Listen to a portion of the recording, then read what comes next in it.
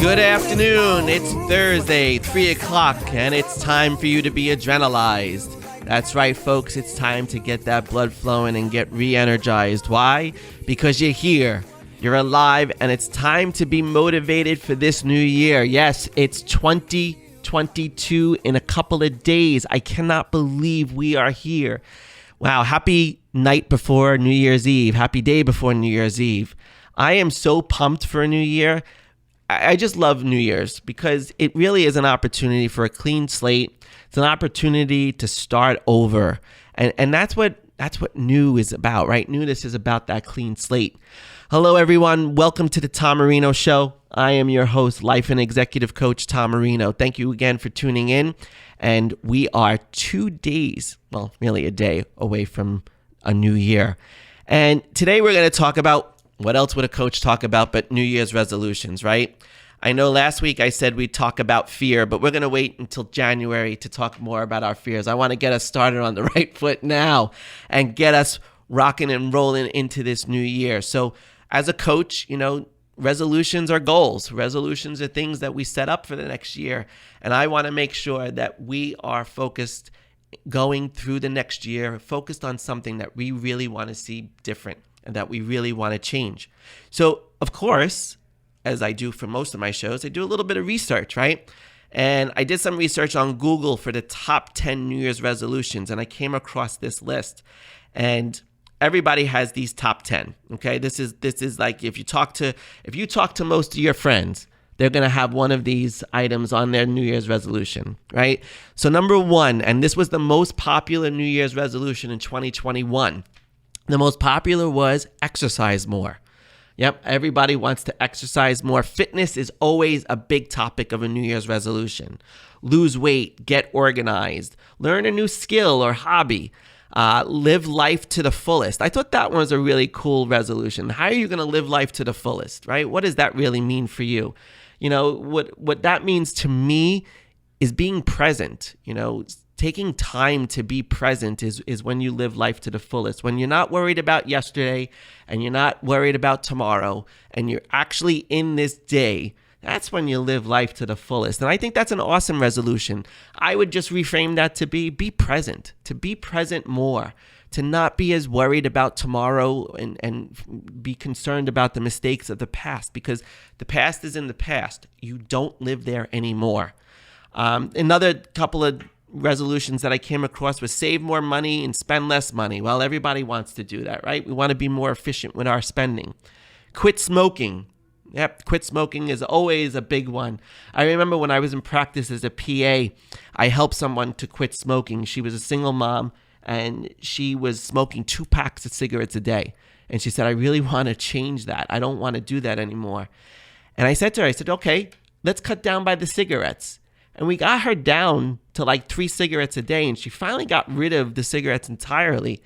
And she saved the money that she was spending on cigarettes. Well, after a couple of months of doing that, she was able to take her kid to Disney World. So that's a huge benefit of that kind of a resolution, right? Quitting smoking, you can go on a trip to Disney World. Think about that for a second. Wouldn't that be cool? Take a life thing that you do. Whatever your sweet is, whatever your passion, what do they call that? Those sweeter things in life that you really, you don't want to do anymore, and save some money on doing those things. So quitting smoking is one. Spend more time with family and friends. Yep, that's a common one. Everybody wants to spend more time with family and friends. A pandemic sometimes prohibits us from doing that, but hey, you do the best that you can.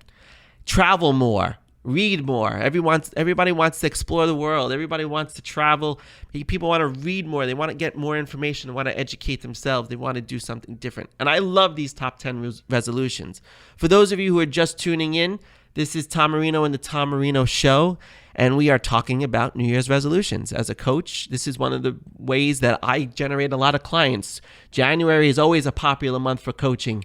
People love to get a coach in January to start the new year right. So if that's you, reach out to me. Visit tommarino.com and fill out a contact form, and we'll get you set up for a complimentary call so that you can get the new year rocking and rolling.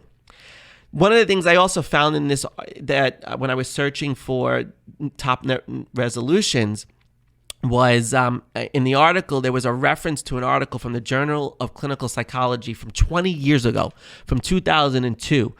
And it said that if you make a New Year's resolution, 46% of people are successful after 6 months in keeping their New Year's resolution. In 2020, 20 years later, 35% of people kept all of their New Year's resolutions, 49% kept some, and only 16% failed keeping their resolution. So it's still pretty consistent data that if you make a resolution, there's a good chance, there's a 50-50 chance that you're going to keep your resolution. And did you know that in 2021, only 31% of people that were surveyed actually made a resolution? Only 31% of people make a resolution for the new year. That means 69% of us are not even doing anything. Because, sometimes people see it as fruitless, right? Because most New Year's resolutions, here's some really interesting facts about a New Year's resolution. Of those who make New Year's resolutions, after 1 week, 75% are still successful. So only 25% of people are already falling off the wagon after the first week of the new year. After 2 weeks, that number drops to 71%. After a month, it drops to 64%. And after 6 months, here's that number again, 46% of people who make a resolution are still successful in keeping it. In comparison, those people who have similar goals but do not set a resolution, only 4% are still successful after 6 months. Why do you think that this is such a challenge for people? Why do you think we are challenging ourselves in keeping and being successful in our New Year's resolutions? And here's the thing. Resolutions are often too vague, right? Exercise more. Okay, well, where's the measurement in that? Is it realistic? Do I have time to exercise? Are you ready to make that change, right? A lot of times people, they make a resolution, but they're not really ready to change. They feel an obligation to make a resolution because it's a new year, but they may not be ready to change. And that's one of the things that I want to point out. We can make resolutions all year round. It doesn't have to be a New Year's thing. But, one of the things that's really important is the place where your resolution comes from or where your goal comes from.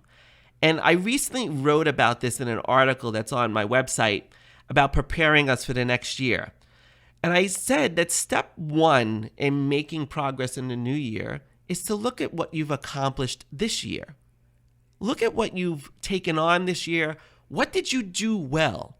Where did you do well in your life? Let's look at what progress you made and celebrate that progress. And if you celebrate your progress, you're motivated. Progress is motivation.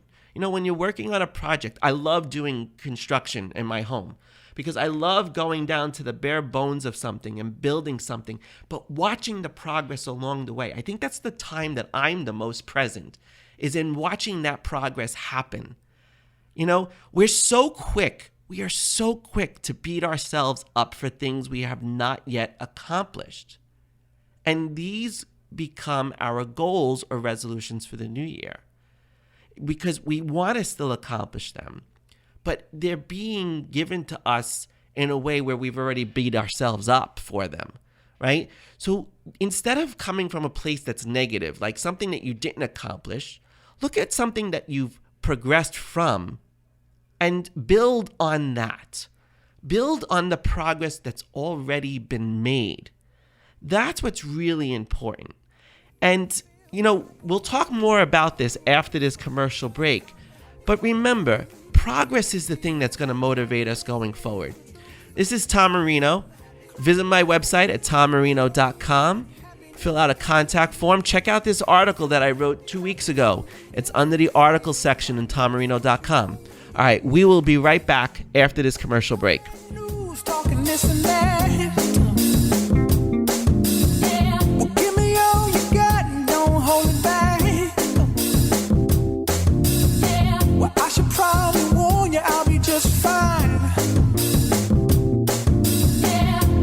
Friends to you, don't waste your time. Here's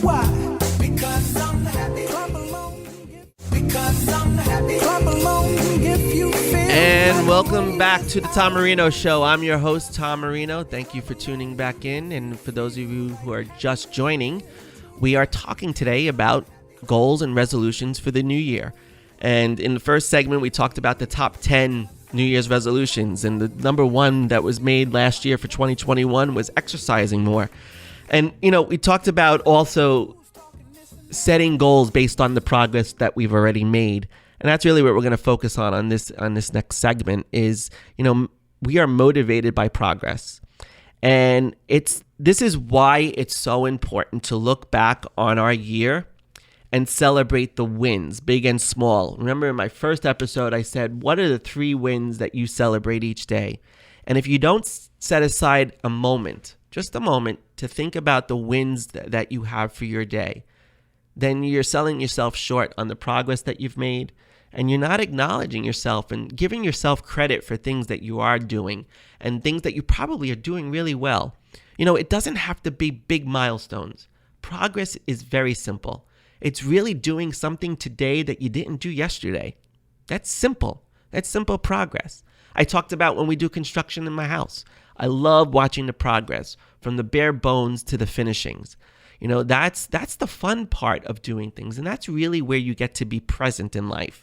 So celebrate your wins. When we measure our progress by what we have yet to achieve, the perception falls short, right? So if you think about it, we're shooting for something, and there's this ideal goal that we often have. And when we're measuring our progress to our ideal goal, we look at the road as much longer. We still have so much more to go. We still have more to do. And that can sometimes be demotivating. It could be frustrating. But if you measure your progress from where you started, it's much more motivating, right? If you look at what you've accomplished thus far from where you started, think about it. If you ever seen a house being built, it's amazing to watch it from the ground being dug and a hole being created for a foundation, to the framing, to building that structure in its entirety.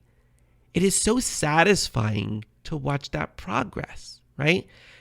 Satisfaction is such an important part of us being motivated to accomplish something, right? We live in a very on-demand culture. So we want that immediate satisfaction. We want that immediate grounding to take place that we can see progress happen and be satisfied by that, And, we order stuff today. It's sometimes delivered today. It's not delivered tomorrow. It's delivered today. And that on-demand creates such a high level of expectation on everything. We have high demand on ourselves. And when we measure ourselves to where we want to be versus where we started from, we get frustrated. So ask yourself, what have I achieved this year? Think about it right now. Whatever you're doing, whether you're driving, you're running, you're shopping, and you're listening to this podcast, just take a quick moment to think about what have you achieved this year. Once you have what you've achieved, I want you to celebrate it. Yeah, do a little dance for yourself right now. Do a little dance, celebrate that victory. You achieved that. You are awesome for achieving that. Big or small, you achieved something awesome. Now that we've celebrated it, it's time to identify what we'd like to improve upon it. But as you look back over your year and evaluate your progress, I want you to not recognize where you fell short or where you failed, because if it's failure, you've learned nothing. But failure is about learning something. In business, we're always learning difficult lessons when we make mistakes, right? We may make a big mistake that costs us thousands and thousands of dollars, okay? We make mistakes, but we can't get caught up in that mistake. We have to look at how do we improve that mistake from happening? How do we stop that from happening in the future? And we become armed with knowledge to help us avoid repeating the same mistakes. Because we don't want to make mistakes. that we don't learn from. It's okay to make a mistake, but you have to learn from it. It's okay to quote unquote fail, because what does fail stand for? But first attempt in learning. But you want to make sure that you learn from that experience. If you're just tuning in, this is Tom Marino, and we are talking about setting goals for the new year. And right now we're celebrating our successes, and we're also looking at the things that we want to improve upon. So if you can, if you're able to, if you're not doing anything like driving, if you're just there and you can grab a piece of paper or grab your phone and open up a memo. And if you can't do it, don't worry. But let's just do this mentally. But make a list of the experiences you do not want to repeat this year. But let's change that. On a more positive note, make a similar list of experiences or successes that you would like to replicate this year. Take a closer look at those lists to identify the potential pitfalls and challenges you may face. It's helpful if you know ahead of time where you might get tripped up so that you can prepare for it or even prevent it. So ask yourself this question in developing your lists. What have my experiences and mistakes taught me? What do I want to replicate? What don't I want to do? And now that you know what you want to resolve in the new year, decide from that list that you're going to do it. And here's how you're going to do it. And we're going to do it so you can accomplish it. We're not going to have a resolution that's vague. We're not going to have a goal that doesn't have reality or that's not achievable or that doesn't have the motivation behind it, because you got to be motivated to make this change, right? So ask yourself this question first. How motivated am I on a scale of 1 to 10 to make this happen this year? And if you're a 7 or more, you're in great shape. If you're less than a 7, you need to rethink it. You need to rethink what you're doing, because that motivation is going to wither really fast. So think about that. And we're going to create some SMART goals. And what is a SMART goal? Well, SMART is an acronym that shares helpful criteria for literally grading your goals to be sure that they're concrete and tangible. You want it to be specific. What do you want to change or accomplish? Make sure it's specific. You want to make sure it's measurable. How are you going to measure? What's the tangible result? How will you know that you've accomplished this goal, right? Is it achievable? Are you capable of achieving it? Is it realistic? Can you accomplish this goal even with everything else going on in your life? You have to make sure it fits into your life. And the last part of a SMART goal is it time-based? What's the deadline, right? So here's a quick example. Talking about exercise and weight loss, I want to lose 10 pounds in the next 90 days. It's very specific. It has a measurable entity to it. It has the timeline. 10 pounds, that first 10 pounds is pretty easy to lose for a lot of people. Not saying that everyone can lose it that fast, but it's a way to do it. But as long as it's measurable, achievable, and realistic, then it's a good, SMART goal. And that's the way we should be making our New Year's resolutions. The goal is achievable, it works. If the goal is realistic, it works. If it's specific, it works. If it's measurable, it works. And of course, put a time on it. Don't just say I'm going to exercise more. Say I'm going to do it more within the next 90 days. I'm going to go to the gym 2 times a week for the next 90 days. That's a SMART goal. So take some time to really write a really good goal for yourself. And if you want some help, I can help you. I want to hear from you. Go to my website at tommarino.com/radio and leave a comment. That's tommarino.com/radio. Send me some questions that you have that you would like me to answer on the show. And if you're desiring to make a change in your life, or you need help setting some really good goals for this year and you want to get the year started right, fill out a contact form and we will get you scheduled for a complimentary session, and let's see how we can work together to adrenalize you. Thank you for tuning in. Have a happy new year. This is Tom Marino reminding you to choose your adrenalized life. I'll see you soon. Well, I should probably warn you, I'll be just fine.